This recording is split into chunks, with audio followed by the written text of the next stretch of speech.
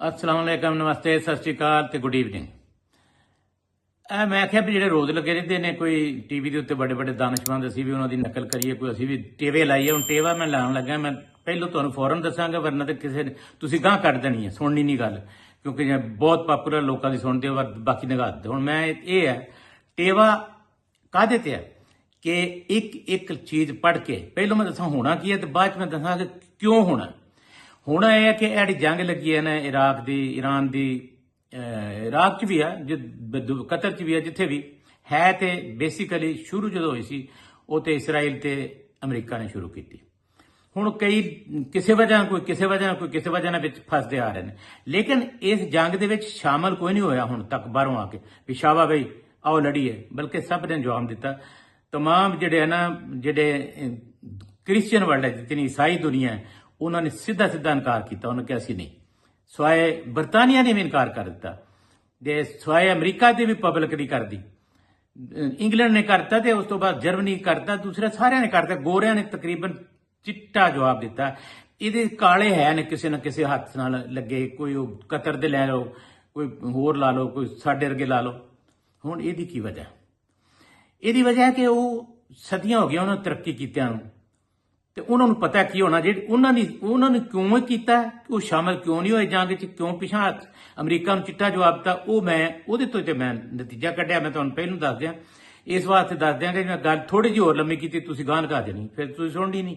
ਪਹਿਲਾਂ ਮੈਂ ਦੱਸਾਂ ਹੋਣਾ ਕੀ ਹੈ, ਫਿਰ ਮੈਂ ਦੱਸਾਂਗਾ ਕਿਉਂ ਹੋਣਾ।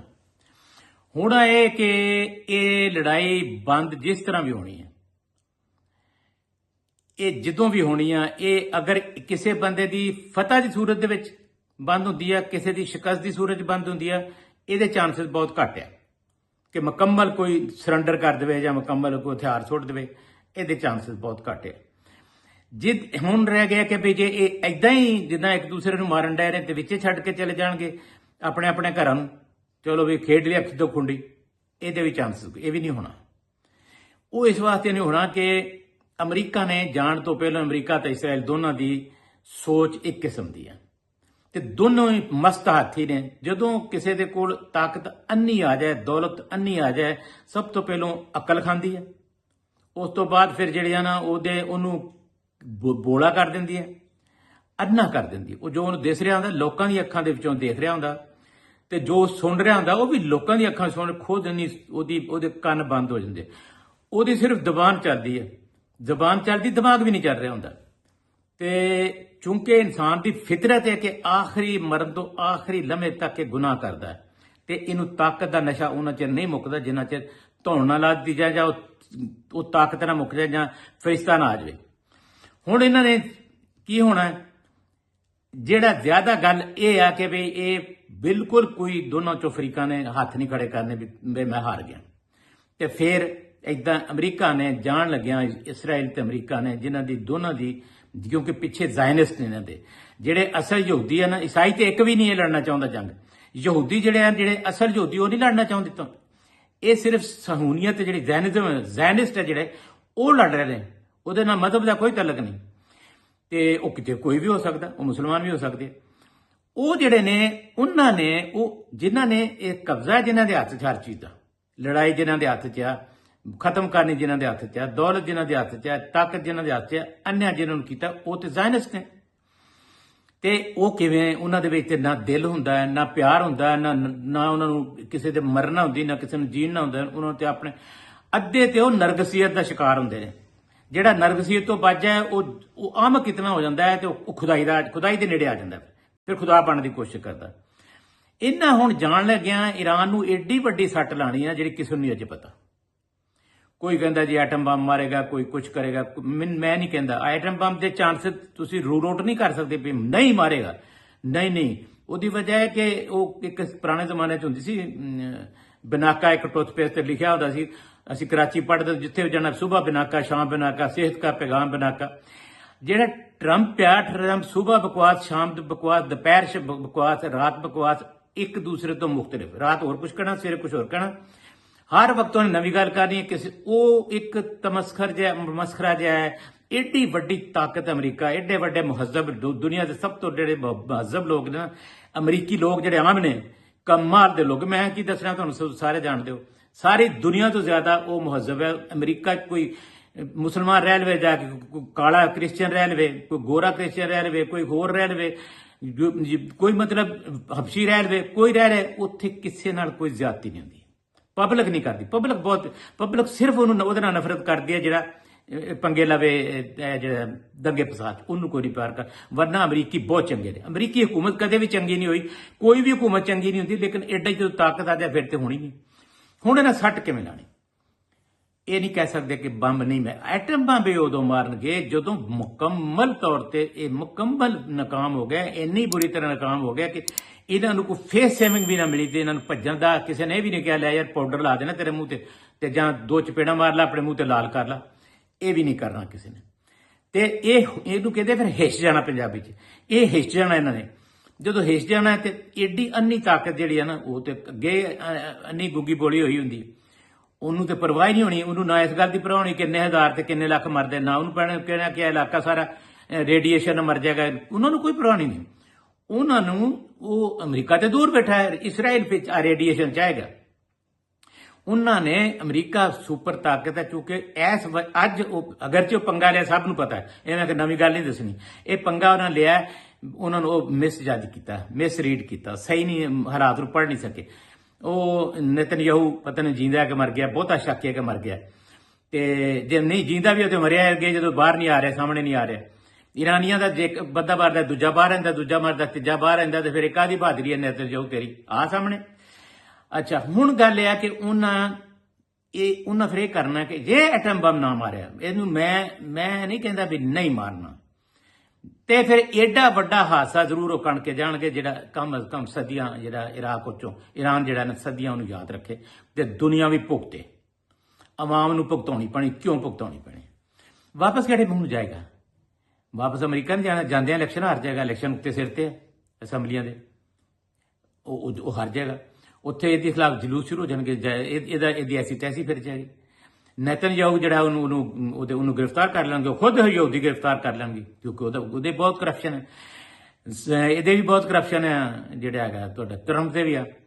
ਟਰੰਪ ਦੀ ਜ਼ਬਾਨ ਹੀ ਕਰਪਸ਼ਨ ਹੈ। ਜੋ ਟਰੰਪ ਤੇ ਕੁਝ ਵੀ ਨਾ ਹੋਵੇ ਤੇ ਵਾਜਾ ਮਾਰ ਦਿੰਦਾ। ਜਦ ਕੋਈ ਮੇਰੀ ਬੋਲੀ ਲਿਖੀ ਸੀ ਕਿ ਲੋਕੀ ਲੱਭ ਘਰ ਨੂੰ ਲਿਆਉਂਦੇ, ਮੁਸੀਬਤਾਂ ਕੋਈ ਵਿਹਲੀਆਂ ਤੇ ਨਹੀਂ। ਉਹ ਟਰੰਪ ਤੇ ਹਰ ਮੁਸੀਬਤ ਨੂੰ ਖਿੱਚ ਕੇ ਆਪਣੇ ਲਿਆਂਦਾ। ਦੱਸੋ, ਇਤਨਾ ਬੜਾ ਮੁਲਕ, ਤੁਸੀਂ ਇਤਨਾ ਬੜੇ ਮੁਲਕ ਦਾ ਸਦਰ ਦੂਸਰੀ ਵਾਰੀ ਬਣਿਆ, ਬੰਦਾ ਸੋਚ ਸਕਦਾ ਕਿ ਉਹਨੂੰ ਆਪਣਿਆਂ ਨੂੰ ਹੀ, ਗੋਰਿਆਂ ਨੂੰ ਕਹਿਣ ਡਿਆ, ਡੈਨਮਾਰਕ ਨੂੰ ਕਹਿਣ ਡਿਆ ਸਾਰਾ ਹਿੱਸਾ ਮੈਨੂੰ ਦੇ ਦੇ, ਇਹ ਤੇ ਮੇਰਾ, ਮੈਨੂੰ ਚਾਹੀਦਾ ਗ੍ਰੀਨਲੈਂਡ। ਅੱਛਾ, ਇਹ ਤੇ ਹੋਇਆ ਨਾਲ ਕੈਨੇਡਾ, ਇਤਨਾ ਬੜਾ ਮੁਲਕ। ਕੈਨੇਡਾ ਨੂੰ ਕਹਿ ਰਿਹਾ, ਉਹਦੇ ਵਜ਼ੀਰਾਂ ਨੂੰ ਕਹਿ, ਉਹ ਗਵਰਨਰ ਤੂੰ ਤੇਰਾ ਕੈਨੇਡਾ ਨੇ ਮੇਰਾ ਸੂਬਾ ਹੈ।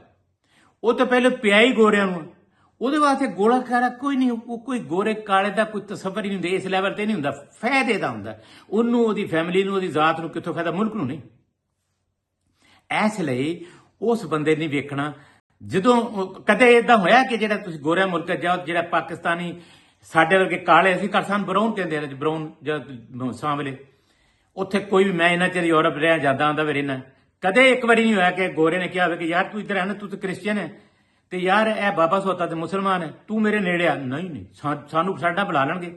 ਸਾਡੇ ਮੁਲਕ ਦੇ ਕ੍ਰਿਸਚੀਅਨ ਜਿਹੜੇ ਆ, ਉਹਨਾਂ ਨੂੰ ਬਿਲਕੁਲ ਨਹੀਂ ਪਰਵਾਹ ਕਰਦੇ। ਮੈਂ ਸੋਚਦਾ ਹੁੰਦਾ ਕਿ ਯਾਰ ਕੁਛ ਤੇ ਹੋਵੇ, ਨਹੀਂ, ਬਿਲਕੁਲ ਨਹੀਂ, ਲਿਫਟ ਹੀ ਨਹੀਂ ਕਰਾਉਂਦੇ ਉਹਨਾਂ ਨੂੰ। ਕੋਈ ਨਹੀਂ, ਕਿੰਨੇ ਮਰੇ ਇੱਥੇ, ਝੁੱਗੀਆਂ ਨੂੰ ਅੱਗਾਂ ਲਾਈਆਂ ਇੱਥੇ, ਕਿੰਨੇ ਘਰ ਮਾਰੇ ਇੱਥੇ, ਜੜ੍ਹਾਂ ਵਾਲੇ ਕਿੰਨੇ ਲੋਕ ਮਾਰੇ ਇੱਥੇ, ਕਿੰਨੀ ਵਾਰੀ ਬਹੁਤੇ ਮਤਲਬ ਵਹਿਸ਼ੀ ਲੋਕ ਜਿਹੜੇ ਅੱਗਾਂ ਲਾਉਂਦੇ ਮਾਰਦੇ।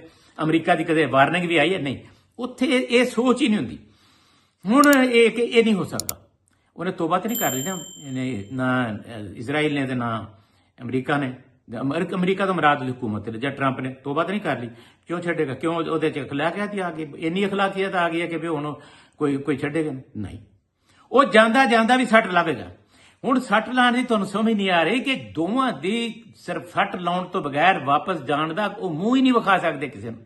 ਹੁਣ ਇਹਦੇ 'ਚ ਇਹ ਤੇ ਮੈਂ ਹੁਣ ਇਹ ਚੁੱਕੇ ਇੱਥੇ ਰਿਕਾਰਡਿੰਗ ਕਿੰਨੀ ਕਰ ਸਕਦਾ ਬੰਦਾ, ਅਗਰ ਟਾਈਮ ਹੋਵੇ ਬੰਦੇ ਕੋਲ ਘੰਟਾ ਅੱਧਾ ਘੰਟਾ, ਤੇ ਫਿਰ ਟਿਕਾ ਕੇ ਨੰਬਰ 1 ਨੰਬਰ 2 ਨੰਬਰ 3 ਵਜ੍ਹਾ ਇੱਕ 100 ਹੈ ਦੀ। ਇਸ ਤੋਂ ਇਲਾਵਾ ਵੀ ਇਹਦੀ ਵਜ੍ਹਾ 100 ਹੈ। ਉਹਦੀ ਵਜ੍ਹਾ ਹੈ ਕਿ ਸੁਪਰ ਤਾਕਤ ਸੀ, ਉਹ ਭਰਮ ਨਿਕਲ ਗਿਆ। ਇਹ ਹਾਲਾਤ ਕਿੱਦਾਂ ਪੈਦਾ? ਤੁਹਾਡਾ ਖਿਆਲ ਹੈ ਰੂਸ ਤੇ ਚੀਨ ਦੀ ਅਸ਼ੀਰਵਾਦ ਤੋਂ ਬਗੈਰ ਹੀ ਇਹ ਸਭ ਕੁਝ ਹੋ ਗਿਆ? ਤੁਰਕੀ ਦਾ ਈਰਾਨ ਜਿਹੜਾ ਹੈ ਆਪਣੀ ਤਾਕਤ ਨਾਲ ਇੱਥੇ ਤੱਕ ਪਹੁੰਚ ਗਿਆ ਤੇ ਇਹਨੇ ਅਮਰੀਕਾ ਤੇ ਇਸ ਵੇਲੇ ਤੇ ਸ਼ਿਕਸਤ ਦਿੱਤੀ ਬੈਠਾ ਨਾ। ਇਸ ਵੇਲੇ ਤੇ ਅਮਰੀਕਾ ਤੇ ਇਸਰਾਇਲ ਹਾਰੇ ਖਲੋਤੇ ਨਾ ਈਰਾਨ ਕੋਲੋਂ। ਉਹ ਕਹਿੰਦੇ ਸੁਲਹ ਵਾਸਤੇ ਆ ਬੈਠ ਟੇਬਲ ਤੋਂ, ਕਹਿੰਦਾ ਨਹੀਂ ਬਹਿੰਦਾ ਮੈਂ, ਅਜੇ ਵਕਤ ਹੀ ਨਹੀਂ ਅਮਨ ਦਾ ਆਇਆ। ਉਹਨਾਂ ਦਾ ਪੀਰ ਕਹਿੰਦਾ ਅਜੇ ਵਕਤ ਹੀ ਨਹੀਂ ਆਇਆ ਅਮਨ ਦਾ, ਅਜੇ ਤਾਂ ਲੜਨਾ ਅਸੀਂ। ਕਿਉਂ ਇਹ ਇਸ ਨੌਬਤ ਤੇ ਪਹੁੰਚੇ? ਉਹ ਆਪਣੇ ਗੋਰੇ ਜਿਹੜੇ ਆ ਉਹ ਅਮਰੀਕਾ ਦੀ ਮੁਖਾਲਫਤ ਕਰ ਰਹੇ ਨੇ, ਇਸਰਾਇਲ ਦੀ ਮੁਖਾਲਫਤ ਕਰ ਰਹੇ ਨੇ। ਇਸ ਲਈ ਕਰ ਰਹੇ ਨੇ ਨੰਬਰ 1 ਤੇ ਕਿ ਇਹਦੀ ਜ਼ੁਬਾਨ ਵੇਖ ਲਓ, ਇਹਦੀ ਜ਼ੁਬਾਨ ਤੇ 12 ਫੁੱਟ ਤੋਂ ਘੱਟ ਹੈ ਹੀ ਨਹੀਂ ਨਾ ਟਰੰਪ ਦੀ। ਨਹੀਂ ਸੀ ਜਿਹੜਾ ਜਿੱਥੇ ਕੋਈ ਦੁਸ਼ਮਣੀ ਨਹੀਂ ਸੀ ਟਰੰਪ ਨੇ ਉੱਥੇ ਦੁਸ਼ਮਣ ਪਾੜ ਲਿਆ ਆਪਣਾ।